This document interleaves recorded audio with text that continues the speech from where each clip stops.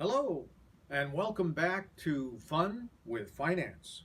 I'm Bill Schroer, your host for this series of sessions relating to money habits, money management, and investing and the marketplace. Today's session is going to revolve around principle number 4, which, as you remember, involves living below your means. And when you do live below your means, you're able to accumulate additional disposable income, which can then be allocated against your investment account. Now, how do you go about doing that? Well, I'm going to show you a trick that you can use if you use a household budget or a personal budget. So we're going to assume, and we're going to go back to my example that I used last time of my expedition. We're going to use the example of the expedition, and as you can recall from the spreadsheet that I showed last time, we were spending about $645 a month to pay for the expedition, make the monthly payments. Now at some point the expedition was paid off, and all of a sudden we find ourselves with an extra $645. Now the trick here is, while some people would just allow that money to flow back into their wallet, and then it would somehow get spent on a whole series of various expenses.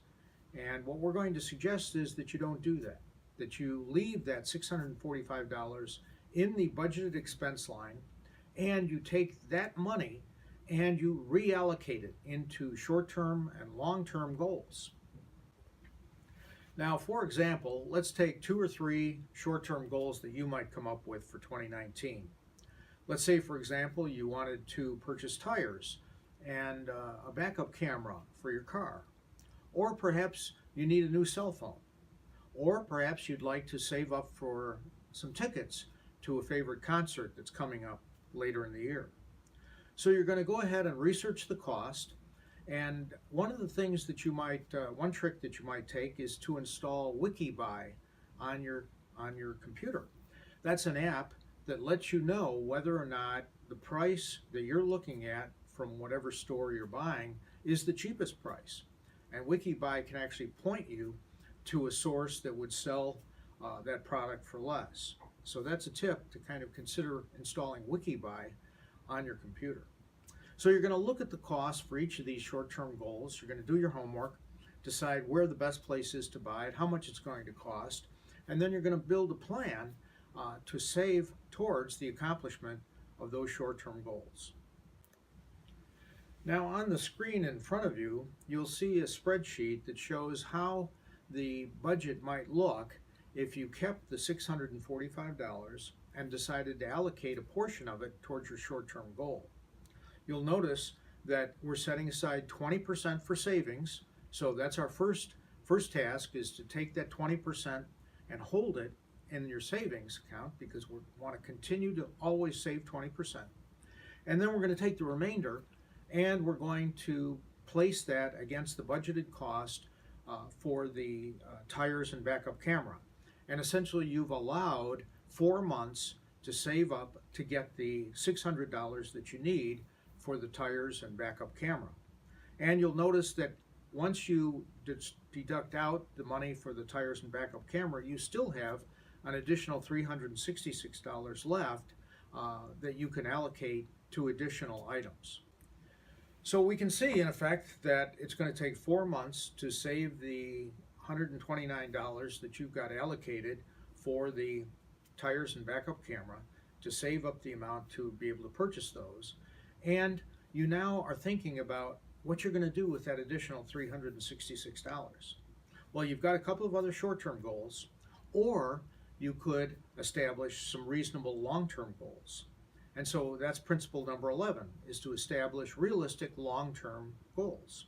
So one long-term goal that you might anticipate, for example, is a trip to Europe.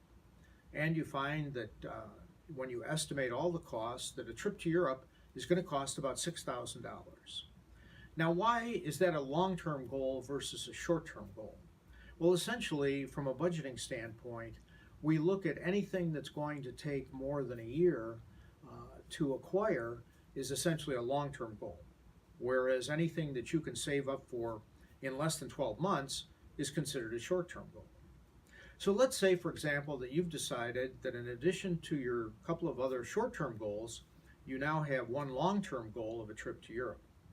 And while you don't have enough money to do all of those things, you decide when you look at your personal priorities that what's most important for you is to go to Europe.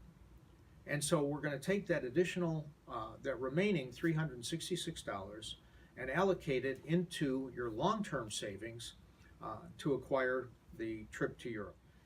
You'll notice that in your efforts to construct your budget for the long-term goal, you do pretty much the same exercise that you did with short-term goals. You're going to estimate the cost, looking from a number of sources and possibly including WikiBuy to help you find the lowest possible price for the different activities that you're going to purchase when you go to Europe.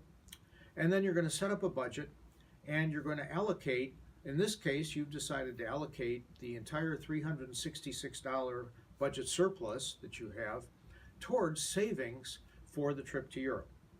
And when you plot that out on your spreadsheet, what you see is that it's going to take you the remainder of 2019, 9 months, plus part of 2020, the first quarter of 2020, to obtain the full $6,000 that you need for your trip to Europe. But in this way, you have managed to save the money that you need, both for your short-term goals, your long-term goals, and you've also managed to set aside that 20% for your permanent savings. Now, what if you don't have any major expenses that are in your budget?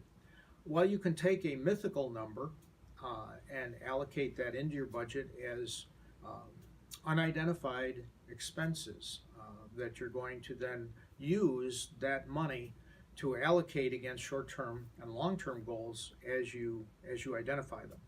What this does is it helps you save without consciously having to save. That's essentially the kind of trick that I'm explaining to you, is that you can use the budget to help force you to save for things that are either short-term or long-term goals. Now, hopefully that will be helpful for you, and I'd be interested in seeing how you manage with your budget. Of course, it says that you have to have your budget established, and so I'm going to encourage you all to work on your budget next time if you haven't done it this time. One more item that I want to cover with you today is I want to talk about the concept of net worth. Net worth is a financial term that essentially looks at you as an individual, or it can be a company, but it looks at you, an individual, and asks the question, how much are you worth from a pure dollars and cents standpoint? And the notion is that you are worth what is the sum total of your assets minus the cost of all of your liabilities. That is money owed or any other liabilities that would take away from the asset value that you have. So in this particular case, we're showing you on the screen a mythical net worth, and this is from principle number 12 in your book, where you'll see you have a certain number of assets. And of course, it's important that you value them fairly to not have an inflated estimate of your worth, but you don't want to not give yourself enough credit for them either. So you're going to look at an accurate assessment of what your car is worth, what your stereo, and maybe other items that are are part of your possessions, and see what they're worth. And you add those up, and that becomes the total asset value. Then, of course, you have to subtract any loans, mortgages, or outstanding debt that you have. And when you subtract all of those things, what's left is your net worth. And what's the use of this concept? Well, it serves as a gauge by which you can tell whether you're making progress financially over time. And if you save your money, spend it on things that retain value, then you will see your net worth gradually increase over time. Well, that's about all the time we have for Fun with Finance today. For next time, for your homework assignment, I'd like you to spend 1 hour working on your personal financial situation and work on developing your budget. because that's going to be the topic for next time, uh, looking at Principle 13, which is establishing a personal budget. Now, I know I've already talked about working on a budget to begin with, but Principle 13 gets into it in some detail, so you can take what you've developed so far and compare that with what they say in Principle 13, and then we'll look at exactly how to construct a personal or household budget in, in Principle 13 next time. So that's all the time we have today. Thank you for being part of Fun with Finance. See you next time.